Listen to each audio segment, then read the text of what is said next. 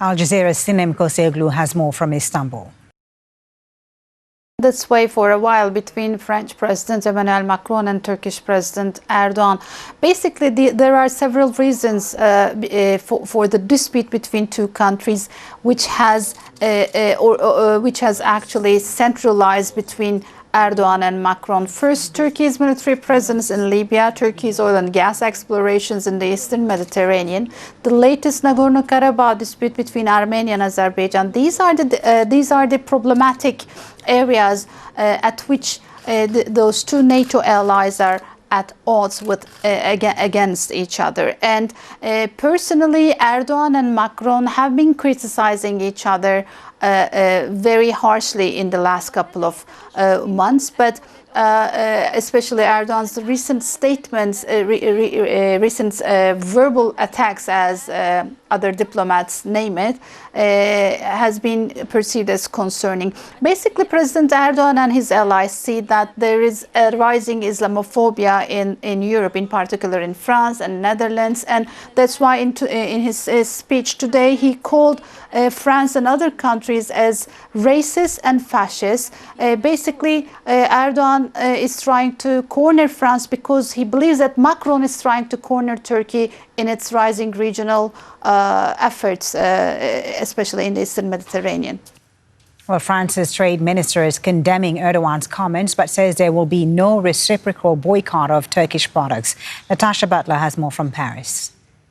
We've heard from the culture minister, Roselyne Bachelot. She made some comments about Erdogan's call for a boycott by saying that a boycott is not in a French tradition, that what is needed is dialogue and discussion in order to try and calm tensions. Roselyne Bachelot also said that Emmanuel Macron is not, as he's accused by the Turkish president, anti-Muslim. He is simply trying to fight against what he calls radical Islam in France, something that is detrimental and destructive, says Macron, to all of French society, to people who are Muslim and not Muslim living in France. We also heard comments from the head of the Muslim Council here in France. It is a body which is seen as something of a go-between between the Muslim community and the French government. The head of that council says that Muslims are not persecuted in France. They are free to worship, they're free to build mosques, he said. So lots of reaction coming into Erdogan's comments. Of course, the Turkish president's comments a couple of days ago saying that Emmanuel Macron was anti-Muslim,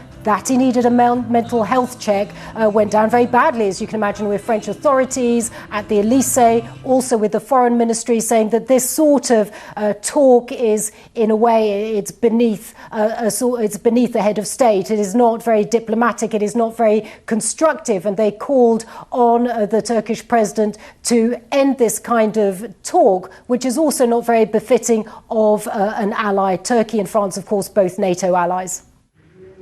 Well, Erdogan isn't the only leader to condemn Macron's comments. Iran's Foreign Minister Javad Zarif says the remarks are an opportunistic abuse of freedom of speech. He says Muslims are often the primary victims of what he called a cult of hatred.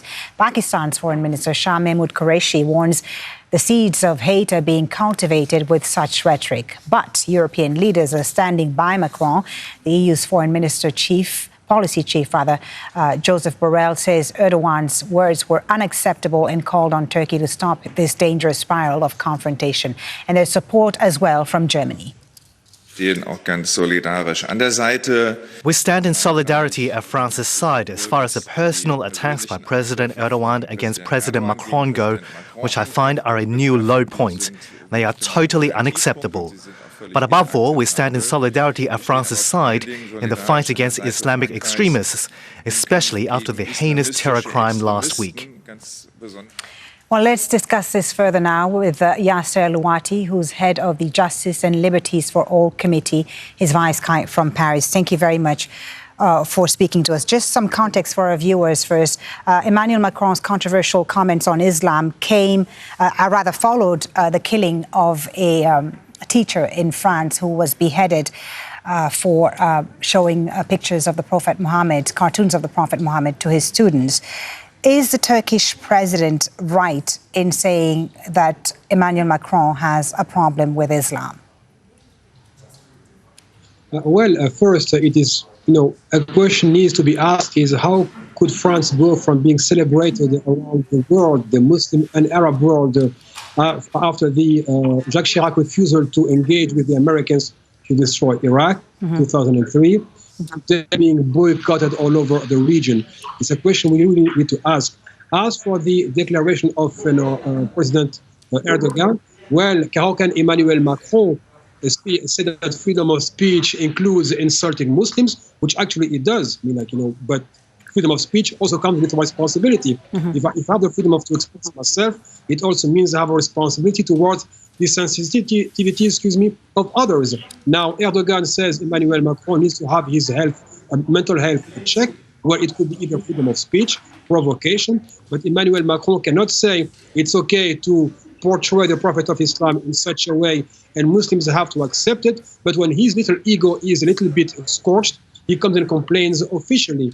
The second point is that when Emmanuel Macron speaks of freedom of speech, how come he never mentions the brave journalists who report from war areas? How come he does not speak about the journalists who have been prosecuted under his own administration? So again, there are double standards and a clear hypocrisy, but don't make no mistake about it. But Macron's supporters, Yasser Louat, he will tell you that, that after the brutal attacks and the brutal killing of that teacher and attacks by Muslims who had been radicalized at the margins of French society, that something needed to be done.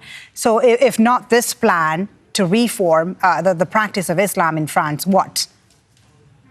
Well, first, there are two things in what you said now that that we have to check. First, it's a secular country. It is not on the French president to reform any religion. He can ask a community to organize itself, but the French state does not allow Muslims to organize and decide who should be the representatives. The second point, Emmanuel Macron himself, as a candidate in 2016 and 2017, he said, quote unquote, the French state has a responsibility in the radicalization of French youngsters.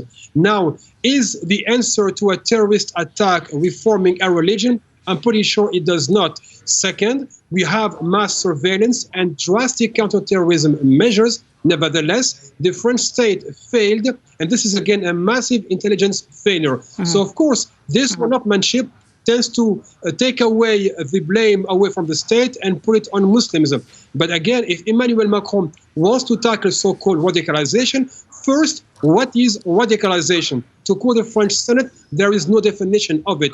It has been applied to demonize any Muslim activist, individual, organization the French state disagrees with. If Emmanuel Macron is sincere about tackling terrorism, I will quote to him our domestic intelligence. In 2014, the Juno report says, again, quote unquote, that the repression-based counterterrorism of France is a complete failure. We need to engage with communities, their respective representatives, and work on a long-term strategy. What Emmanuel Macron is doing right now is only preparing for his campaign, based on identity You're politics. saying he's preparing for his re-election campaign. Most French politicians, though, have doubled down on a hardline interpretation of France's secularism.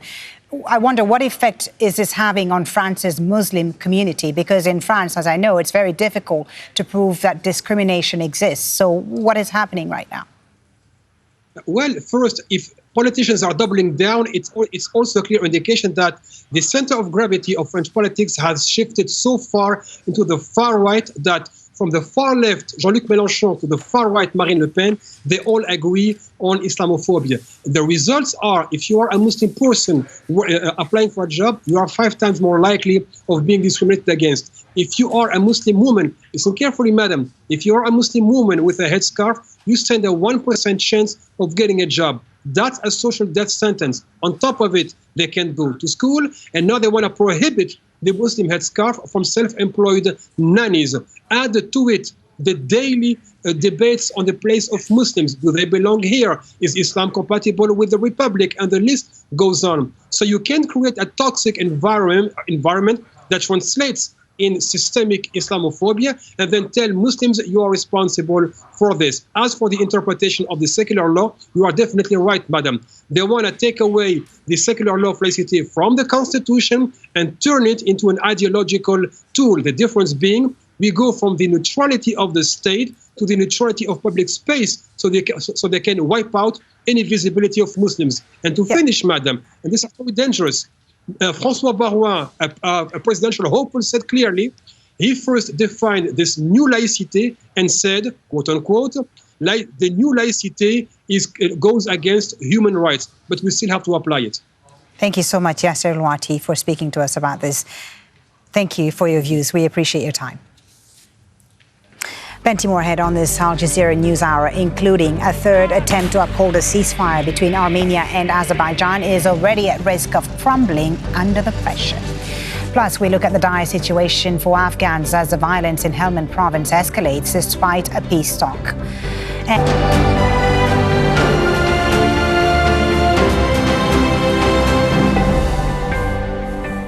First to the U.S., where the Republican-controlled Senate is expected to confirm President Trump's choice of Supreme Court justice after a marathon all-night session. It caps off a sprint to place Amy Coney Barrett in the High Court, despite opposition from Democrats. No nominee to the Supreme Court has ever been confirmed this close to a presidential election. Alan Fisher is live for us on Capitol Hill, where that Senate vote will take place in the coming hours. So what can we expect from the proceedings on Capitol Hill today, Alan? How will Democrats handle this? Well, that vote fully we're expecting in just over 5 hours' time, 7:30 here in the United States. We're expecting that the Republicans will win. There is only one Republican senator who has said that she is not comfortable with voting for a nominee for the Supreme Court this close to a presidential election, so she will withhold her vote. The other senator who was wavering and the Democrats thought might be able to flip, she has said that she will vote to confirm Amy Coney Barrett. That means she will take up her position at some point on Tuesday, having been sworn in at a ceremony we're expecting at the White House at some point this evening. She will become the 9th Justice on the US Supreme Court and will essentially solidify a 6-3 Conservative majority on the court. Republicans very much in favour of this appointment. The Democrats are suggesting that this has been rushed, that it's less than a month since Ruth Bader Ginsburg died, and she, of course, famously said to her granddaughter that she would like to see the nomination being held over until the next president could make the choice. And the Democrats have also been making the point that at this, they're talking about this nomination. The number of COVID cases is going up across the United States, and still the Senate has not voted on a COVID relief bill. The Democrats suggesting that this is much more important. One other thing to say is that the Democrats are again pushing the idea that a vote for Amy Coney Barrett and her nomination means an end to the Affordable Care Act. The reason they're saying that is that 1 week after the election, the Affordable Care Act will come up before the Supreme Court, and many Democrats believe that she will essentially remove the mandate, which means that insurance companies will no longer recognise pre-existing conditions. I was going to ask you about the political implications of this nomination, Alan. We're just, 8 days away now from the election itself. Well, the Democrats believe that they can highlight the fact that the Republicans are rushing this through. What is interesting is that the leader of the Republicans in the Senate, Mitch McConnell, said at the weekend, look, after this election, the Democrats will be able to undo a lot of things that we've done, but this is something that will last for years and years. And that's correct, because a Supreme Court justice appointment is, for the moment, a lifetime appointment. Certainly, it's odd that the Republicans didn't hold this over to the election and say, look, if you vote for Donald Trump, it means that we will get another Conservative justice on the court. By rushing it through, there are those observers who suggest that Mitch McConnell believes that Donald Trump is not going to win this election, and therefore that choice would have been handed to Joe Biden. Certainly the Democrats believe that they will be able to change things if they win the White House and possibly flip the Senate, and there's, according to the polls, a strong chance that they might actually do that. And they're talking about what is known as packing the court, but it's essentially putting more justices on the Supreme Court. So instead of having 9 justices, you have 13. The other thing Joe Biden has been talking about over the weekend is limiting the term for any Supreme Court justice to perhaps 16 or 18 years, no longer a lifetime appointment. And that would mean that the vacancies would come up a lot more often. Both of those are all, of course, hypothetical at the moment because in 1 week's time people will go and vote and decide who they want in the White House and who they want in the Senate. But for the moment, as Mitch McConnell said when he backed the appointment of Amy Coney Barrett, elections have consequences, and the Republicans have the White House and the Senate, and that means they can get this done, and they'll get it done in the next few hours. Thank you for that, Alan Fisher, live on Capitol Hill. A Russian airstrike has killed at least 78 Turkish-backed rebels in northern Syria. The Syrian Observatory for Human Rights says more than 90 others were wounded in the attack on a training camp in the Jabal Duwaili area of Idlib province. Russia and Turkey back opposing sides in the conflict. Idlib falls within a de-escalation zone forged under a ceasefire agreement in March. Radwan Ziadeh is a senior fellow at the Arab Center in Washington. He says Russia should be held accountable for the ceasefire violation. As we know, this part of Idlib, it's within what's the Astana talks ceasefire zones or de-escalation zones, and should be protected and not being attacked by the Syrian regime air jets or the Russian air jets. This came as a surprise because the Syrian opposition military forces, they have military parade at that area, and this is why the large number of casualties was being killed there and injured. Turkey is, along with Russia and Iran, actually the co-signatures of the Astana talks and those military agreements. And should Russia hold accountable for violating this agreement, everything has been documented. We have videos of the airstrikes and with the airplanes who've been around in the same area almost 30 minutes. There is no way for Russia to deny the responsibility of the airstrike, and there is no way to say that this has been some kind of accident, as Russia used to repeat that in many incidents happening in that area. And this is why I think now it depends on Turkey. If Turkey decided to escalate or de-escalate the incidents. But unfortunately, because of the complexity around Turkey right now and in its role in the region, it may need Russia rather than actually escalate with Russia in the situation. A third attempt to uphold a humanitarian ceasefire between Azerbaijan and Armenia is already coming under pressure. The two sides have been fighting over the disputed territory of Nagorno-Karabakh, but as during previous attempts to stop the conflict, both have already accused the other of violating the agreement. The latest truce was mediated by the United States despite heavy fighting on Sunday. Rory Challens reports from Armenia's capital, Yerevan.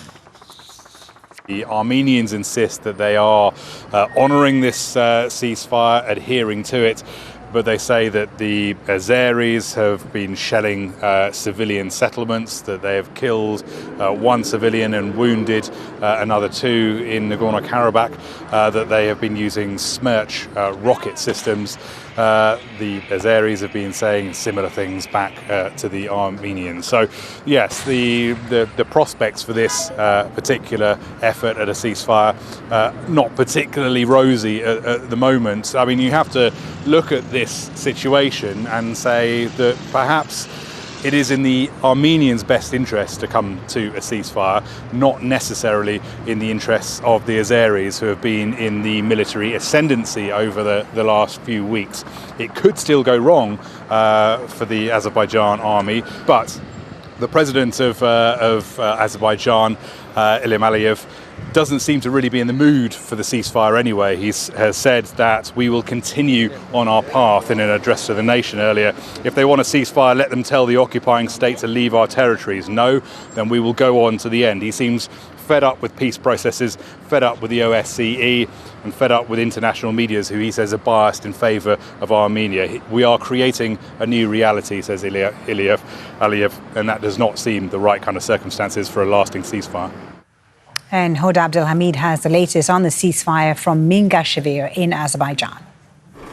But I think it's a bit early to say where it's going to go. If we base it on the first two announcements of ceasefire, the first one being October 10th and then a week after on October 17th, then there is all the reason to be a bit skeptical about this third reaffirmation of a ceasefire. There have been accusations from both sides that the ceasefire had already been violated, but by and large, if I compare those early hours to the early hours of October 17th, when that second ceasefire was supposed to come in place, it is much calmer.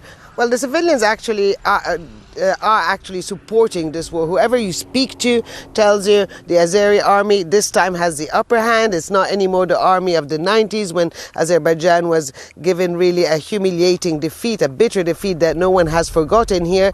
The Azeri army is making advances, and those territorial gains are basically announced on a daily basis. Yesterday, another key town, the town of Kubadli, which is northwest of Nagorno-Karabakh itself, towards the border in Armenia, and they're also closing in from the north.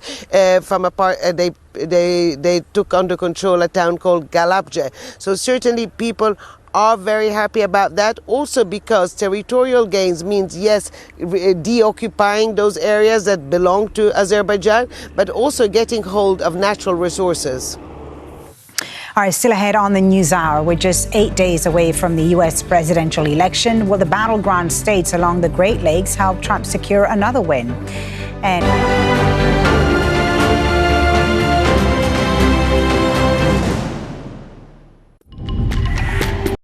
все эти политики, вот, например, я хочу упомянуть Погосяна Владимира. Это советник министра обороны Армении в правительстве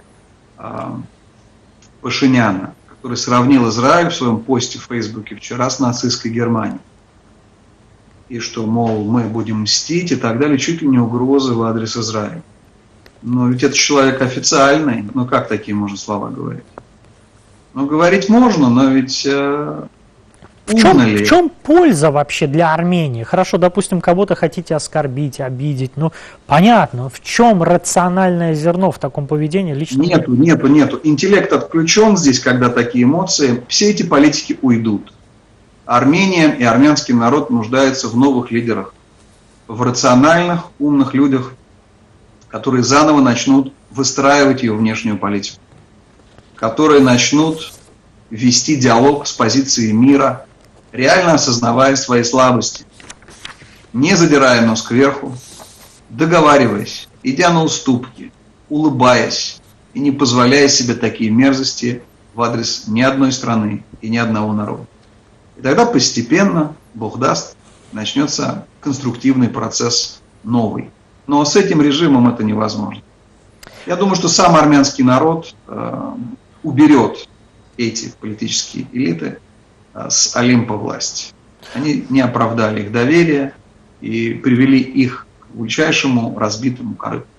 У вас есть ощущения, какие-то сторонние игроки, может быть, кто-то давал им необоснованные какие-то надежды, прибадривал, а сейчас просто, ну, если очень грубо будет звучать, кинул просто. Есть у вас такое ощущение?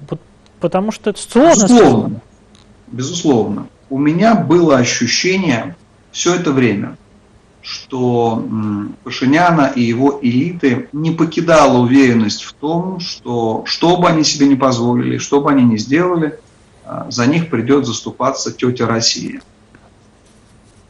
И это несмотря на то, что они посмели запретить бесплатное российское телевидение, запретить русский язык, многократно унизили Россию у себя. Но они почему-то думали, что все эти шалости сойдут с рук. И вот это невмешательство России, оно фактически показало, кто реально стоял за их безопасностью, кто реально стоял за их победами, и что они реально могут сделать сами. И могут ли. Вот что получилось. Это основной игрок был, потому что все остальное, ну, может быть, были какие-то дополнительные надежды на то, что диаспора соберет много денег, хотя это оказалось пшиком, ничего не собрали практически. Да, по поводу диаспоры на самом деле были огромные надежды, и на словах, там, в социальных сетях, они, в смысле, диаспора очень горлопанит так. И мой последний вопрос, я хотел бы ваше понимание, в каком состоянии армия находится, и может ли быть эффектным, да, Армения может ли получить от этого какой-то результат. Дело в том, что сейчас активно обсуждается, и, в принципе, там уже первые шаги делаются, чтобы заключенных раньше времени освобождали, давали оружие и отправляли на фронт. Глава Минюста Рустам Бадасян, он сказал, что не против этого, но как бы силовики должны решать этот вопрос окончательно. Насколько это может быть полезным, потому что эти люди в любом случае криминалитет, да? Полезно ли будет для самой Армении так поступать? И что нам это говорит? Понимаете, они нам говорят, армянский дух, диаспора придет и так далее, мы все готовы, а тут заключенных освобождать. Но я думаю, это... Давайте я вам скажу. Да. Логика армянских генералов – это логика Второй мировой войны. Я многократно об этом говорил. Пехота, наступление, наземные операции, вперед, ура и так далее. Значит, освобождение заключенных – это шаг товарища Сталина, который ввел штрафбаты. Вот. У меня оба деда ветераны Второй мировой войны, они уже в лучшем мире. И они мне рассказывали, что дедовщина пришла в армию именно с притоком уголовников туда. Да. Это появилось в Советском Союзе. До этого не было дедовщины. Поэтому, конечно же, уголовники разложат и без того проблематичную азербайджанскую армию. Армянскую армию. Ничего это не даст. Логика Второй мировой войны, когда она сталкивается с логикой войны 21 века, которую ведет Азербайджан, обречена на провал. Я думаю, что работу над ошибками начнет новое правительство Армении уже после Пашиняна. Они будут копировать вас, но они уже очень сильно отстали. Они будут пытаться развивать уже кибервойска и искусственный интеллект и беспилотники. Но им нужно будет много времени, много денег, много сил, и ничего у них не получится. Вот. Это очень тяжелая работа, которая занимает десятилетия. А то, что они сейчас делают, это 1942-1943 год. Вы должны понимать, как у них мозги работают. Вот. Видите? Ну что ж, будем надеяться, все-таки со временем какое-то трезвое отношение ко всему этому придет. Народ Армении сделает правильные выводы, и соответствующие выводы, потребуют соответствующую от армянской власти. Но это решать народу Армении. В любом случае, Михаил, огромное спасибо, что нашли время, присоединились к нашему эфиру и дали нам квалифицированные ответы. Спасибо. Для меня всегда большая честь выступать в вашем эфире. Будьте здоровы, победы вам. Спасибо, спасибо. Я напоминаю, в эфире телеканала CBC был специальный выпуск вел я, Сана Азаев. Гостем специального выпуска был Михаил Финкель, израильский политолог, эксперт по международным отношениям. До свидания, до новых встреч.